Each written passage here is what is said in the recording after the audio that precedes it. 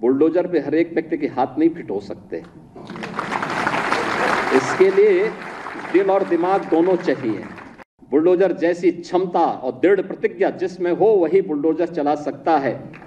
दंगाइयों के सामने नाक रगड़ने वाले लोग बुलडोजर के सामने वैसे ही पस्त हो जाएंगे। हम लोग 6.5 लाख से अधिक सरकारी नियुक्ति प्रदेश के युवाओं को देते हैं।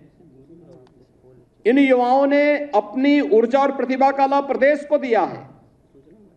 आज जब हमारे पास मैन पावर की कमी पूरी हुई तो यही प्रदेश जो देश के विकास का बैरियर माना जाता था आज सरपट तरीके से दौड़ता हुआ दिखाई दे रहा है। और यही प्रदेश जो बैरियर था आज देश के विकास का ग्रोथ इंजन बना है। यही प्रदेश ग्रोथ इंजन बनकर के उभरा है। आज से 7.5 वर्ष पहले यह प्रदेश देश की 7वीं बड़ी अर्थव्यवस्था के रूप में जाना जाता था कि अर्थव्यवस्था में 7वें नंबर पर थे। आज यही प्रदेश नंबर 2 की अर्थव्यवस्था बन चुका है। और मेरा यह मानना है कि नियुक्ति की प्रक्रिया जितनी पारदर्शी होगी और जितनी निष्ठा और ईमानदारी के साथ नियुक्ति हो रही है उसी निष्ठा और ईमानदारी के साथ अगर हर कार्मिक कार्य करने लग जाएगा तो अगले 3 से 4 वर्ष में उत्तर प्रदेश देश की नंबर 1 की अर्थव्यवस्था होगा। नंबर 1 की अर्थव्यवस्था का मतलब हर हाथ को काम होगा, हर चेहरे पर खुशहाली होगी, हर बेटी सुरक्षित होगी, हर व्यापारी का सम्मान होगा, अन्नदाता किसान प्रसन्न होगा और समाज में चारों ओर खुशहाली होगी। और उस खुशहाली को लेकर के ही डबल इंजन की सरकार कार्य कर रही है, बिना भेदभाव के कार्य कर रही है। 2017 के पहले जो लोग प्रदेश में लूट खसोट मचाए थे आज जब उनके सपनों पर पानी फिर चुका है तो अब टीपू भी चले सुल्तान बनने। सपना देख रहे हैं, सपना देख रहे हैं। आपने देखा होगा ना, आज से 8-10 वर्ष पहले एक धारावाहिक आया था मुंगेरी लाल के हसीन सपने। सपना देखना वैसे भी इन लोगों को सपने ही दिखाई देते हैं। सपने देखने की इन लोगों की आदत रही है, क्योंकि तब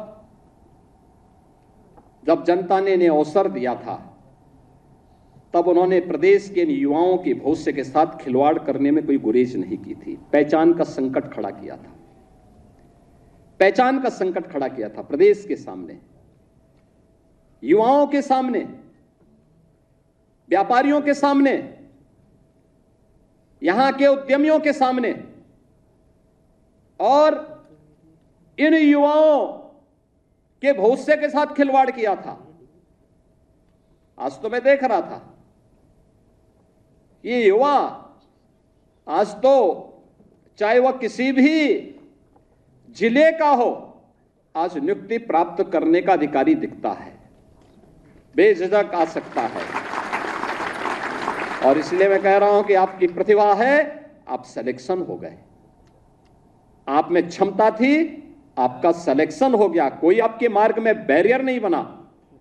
और आपकी योग्यता और क्षमता के बाद भी अगर कोई बैरियर बनता तो उसी बैरियर को हटाने के लिए तो हम लोग हैं, ये मंच है, उसी बैरियर को हटाने के लिए हम लोग यहां पर आए हैं। और आगे भी हम इस बात के लिए आश्वस्त करते हैं प्रदेश के युवाओं को कि उनकी योग्यता और क्षमता के सामने अगर कोई बैरियर बनेगा उस बैरियर को हटाएंगे, उस बैरियर को तोड़ेंगे। और जो लोग फिर भी बेईमानी और भ्रष्टाचार फैलाएंगे तो उनकी संपत्ति को कुड़क करके गरीबों में वितरित करने का काम भी करेंगे, कोई गुरेज नहीं करेंगे। लेकिन जिन लोगों को अवसर मिला उन्होंने पहले पहचान का संकट खड़ा किया अपनी अराजक गतिविधियों से, अपने भ्रष्टाचारी गतिविधियों से, और फिर प्रदेश को दंगों की आग में झोंकने का काम भी किया था। प्रदेश के शांतिपूर्ण और सौहार्दपूर्ण माहौल को आपस में ही लड़ाने का काम किया। पहले जाति जाति को लड़ाया, फिर वर्ग, मत और मजहबों को आपस में ही भिड़ाने का काम किया। महीनों महीनों दंगों की आग में झुलसता रहा उत्तर प्रदेश। तो उत्तर प्रदेश जब शांति और सौहार्द नहीं रहेगा, कोई निवेश क्यों करेगा? विकास कैसे हो पाएगा? पहचान का संकट खड़ा होगा, हर तबके का व्यक्ति तबाह होगा। और आज ये लोग फिर से अपना रंग और रोगन बदल करके फिर नए रूप में आपके सामने प्रदेश की जनता को गुमराह करने के लिए फिर से आना चाहते हैं। बुलडोजर पे हर एक व्यक्ति के हाथ नहीं फिट हो सकते। इसके लिए दिल और दिमाग दोनों चाहिए, दिल और दिमाग दोनों चाहिए। बुलडोजर जैसी क्षमता और दृढ़ प्रतिज्ञा जिसमें हो वही बुलडोजर चला सकता है। दंगाइयों के सामने नाक रगड़ने वाले लोग बुलडोजर के सामने वैसे ही पस्त हो जाएंगे। और इसीलिए मैं आप सबसे कहना चाहता हूं कि प्रदेश सरकार ने जो प्रक्रिया अपनाई है पारदर्शी तरीके से, अपेक्षा भी हम यही रखते हैं। जनता से जुड़े हुए कोई भी कार्य, कोई देर नहीं होनी चाहिए। ईज ऑफ लिविंग के लक्ष्य को प्राप्त करना, ईज ऑफ डूइंग बिजनेस जब हम लोग आए थे, यानी व्यवसाय की सुगमता जब हम लोग आए थे 17 में 14वें नंबर पर उत्तर प्रदेश था। आज हम अचीवर स्टेट हैं। 1 और 2 की लड़ाई में उत्तर प्रदेश आज आगे बढ़ रहा है, तेजी के साथ आगे बढ़ रहा है। हमने रिफॉर्म किए, प्रदेश को आगे बढ़ाया। आज परिणाम था, जिस उत्तर प्रदेश में कोई निवेश करने नहीं आता था, 40 लाख करोड़ रुपए के निवेश के प्रस्ताव उस उत्तर प्रदेश को प्राप्त हुए हैं। 40 लाख निवेश के प्रस्ताव का मतलब सीधे सीधे 1.5 करोड़ नौजवानों को नौकरी। अनुमान करिए, पहले कोई निवेश करता नहीं था, जो उद्योग थे वे अपना बंद करके भाग रहे थे। आज 1.5 करोड़ नौजवानों को इस निवेश के माध्यम से नौकरी मिलेगी, नए रोजगार के सृजन होंगे। परंपरागत उद्यम जो बंद हो रहा था दंगों के कारण, अराजकता के कारण, गुंडागिर्दी के कारण, यह उद्योग फिर से पुनर्जीवित हो गया है। 1 डिस्ट्रिक्ट 1 प्रोडक्ट के माध्यम से पूरे देश का एक ब्रांड बन गया। हर जनपद का अपना प्रोडक्ट है। इसने लाखों लोगों को कार्य दिया है, नए रोजगार का सृजन किया है। प्रदेश में लगातार इनके माध्यम से आज विकास की प्रक्रिया के साथ हम आगे बढ़े हैं। कनेक्टिविटी बेहतर हुई है, एक्सप्रेसवे के रूप में, इंटर स्टेट कनेक्टिविटी के रूप में, जनपद मुख्यालयों को 4 लेन के साथ जोड़ा गया है। यह वही प्रदेश है जिसमें वेतन देने के लिए पैसा नहीं था। आज हम रेवेन्यू सरप्लस स्टेट के रूप में देश के सामने है। सबसे बड़ी आबादी है, वेतन की कोई समस्या नहीं, भत्तों की कोई समस्या नहीं, विकास के लिए किसी भी पैसे की किसी प्रकार की कोई कमी नहीं है। हम सड़क भी बना रहे हैं, बिजली भी पहुंचा रहे हैं, जनता के लोक कल्याणकारी कार्यक्रम को भी आगे बढ़ा रहे हैं। 1 करोड़ परिवार तो ऐसे हैं जिनको 12,000 रुपए सालाना पेंशन की सुविधा डबल इंजन की सरकार प्रदान कर रही है। ये तभी कर पा रहे हैं जब प्रदेश के पास पैसा है। भीख मांग के दान नहीं दिया जाता है, ये जब क्षमता है तब सरकार इसको कर पा रही है। कन्या सुमंगला योजना के माध्यम से बेटी के जन्म लेने से लेकर के स्नातक तक की पढ़ाई के लिए 25,000 रुपए सरकार उपलब्ध करवा रही है। इसलिए क्योंकि प्रदेश के पास पैसा है। सामूहिक विवाह योजना के माध्यम से बेटी की शादी के लिए प्रदेश सरकार पैसा उपलब्ध करवा रही है, बिना भेदभाव के उपलब्ध करवा रही है। इसलिए क्योंकि प्रदेश के पास पैसा है। हम लोग अनुसूचित जाति, जनजाति, पिछड़ी जाति, दिव्यांगजन, इन सभी को स्कॉलरशिप उपलब्ध करा रहे हैं और पहले की तुलना में कई ज्यादा उपलब्ध करा रहे हैं। इसलिए क्योंकि प्रदेश के पास पैसा है और इस पैसे का उपयोग करते हुए हम लोग आज प्रदेशवासियों को लगातार उनके जीवन में परिवर्तन लाने का काम कर रहे हैं। बहनों और भाइयों, यह सरकार की, चाहे वह विकास के कार्य हों, चाहे वह लोक कल्याणकारी कार्य हों, चाहे वह प्रदेश सरकार के द्वारा एयर कनेक्टिविटी को बेहतर करने की दिशा में किया गया प्रयास हो, पहले प्रदेश में जब दंगे होते थे, अराजकता थी, तो एयर कनेक्टिविटी जोड़ के करेंगे क्या? हवाई जहाज से आएगा कौन? कोई नहीं आता था। आज तो 2 एयरपोर्ट से हम 9 एयरपोर्ट को तो क्रियाशील कर चुके हैं। 10 नए एयरपोर्ट पे हमारे कार्य चल रहे हैं। जो एयरपोर्ट 9 चल रहे हैं, इनमें से 4 तो इंटरनेशनल एयरपोर्ट हैं। 5वां भारत का सबसे बड़ा एयरपोर्ट भी हम उत्तर प्रदेश के अंदर जेवर में बना रहे हैं। आखिर यह काम लंबे समय तक प्रदेश में शासन करने वाली कांग्रेस, समाजवादी पार्टी या बहुजन समाजवादी पार्टी क्यों नहीं कर पाई?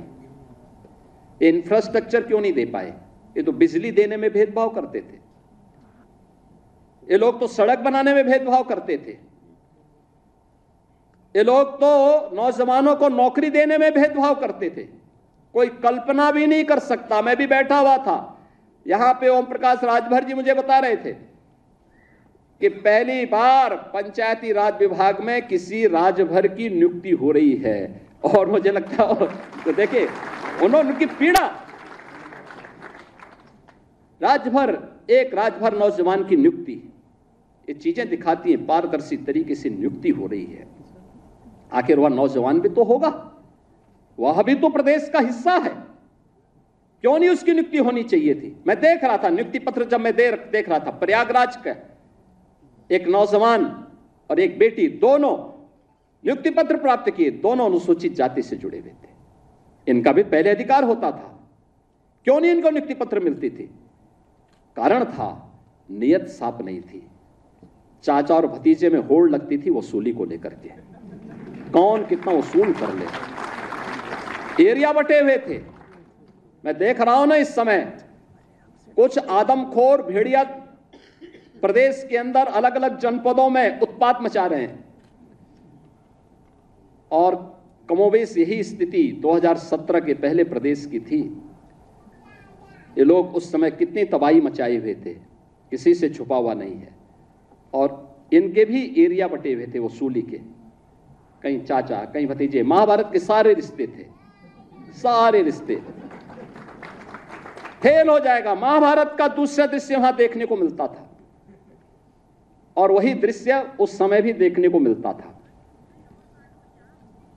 बहन और भाइयों, मैं तो केवल आपसे एक ही बात कहूंगा, ये जो लोग बोलते हैं इनको अवसर दिया गया था,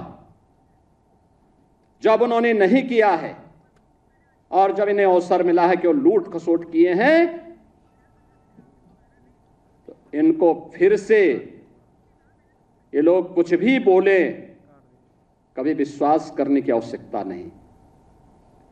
ये लोग बोलते रहेंगे क्योंकि इनके पास अब बोलने के सिवाय कुछ भी नहीं बचा हुआ है।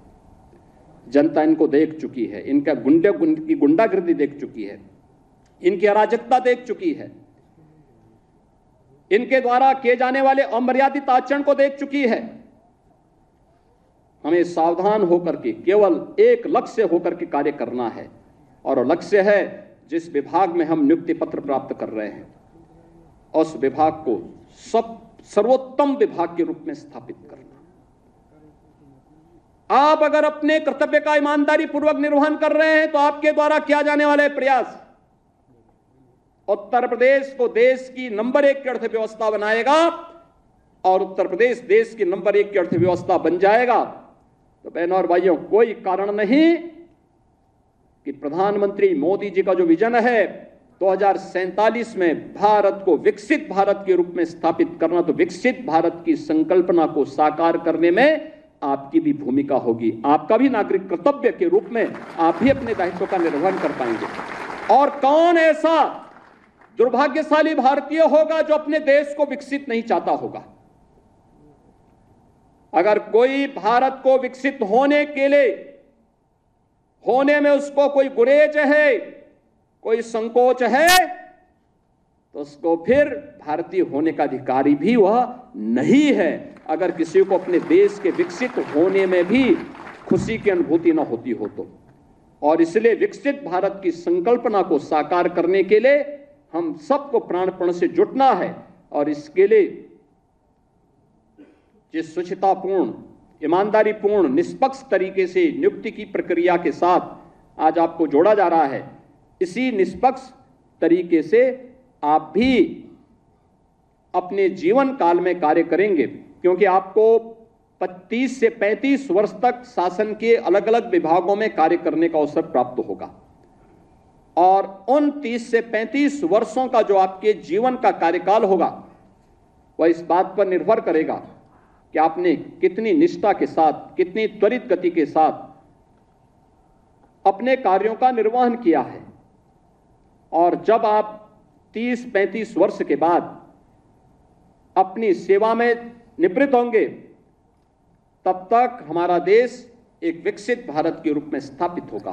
विकसित भारत जिसमें भारत की हर नागरिक के चेहरे पर खुशहाली होगी, सीमाएं सुदृढ़ और भी सुदृढ़ होंगी, भारत दुनिया का नेतृत्व कर रहा होगा। उस विकसित भारत की संकल्पना के लिए समर्पित भाव के साथ हम सबको कार्य करना है।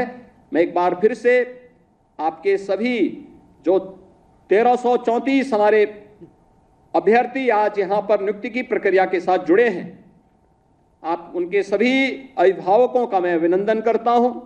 उनके सपने साकार हो रहे हैं।